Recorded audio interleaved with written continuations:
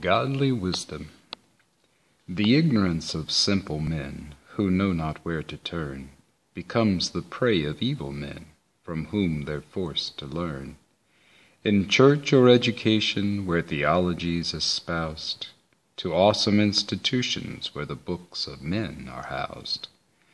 But ignorance of truth is something there should never be, as every child of God can meet the author on their knees, and gather from the wisdom that he places in their hands the truth that comes from heaven based upon his rich commands.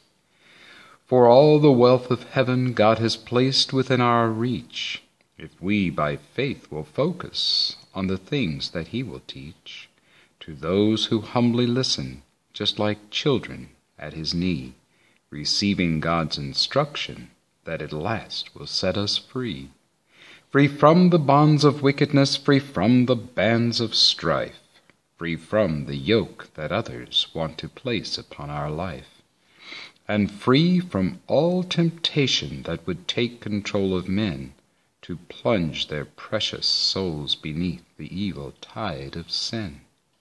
For God has promised blessings that exceed what we can see, with blinded eyes of learning forced upon humanity. But those who will not be abased to learn what God would share of promises for those who live within the Savior's care, so do not be discouraged, neither be disheartened here, but humbly bow before the Lord to make his wisdom clear.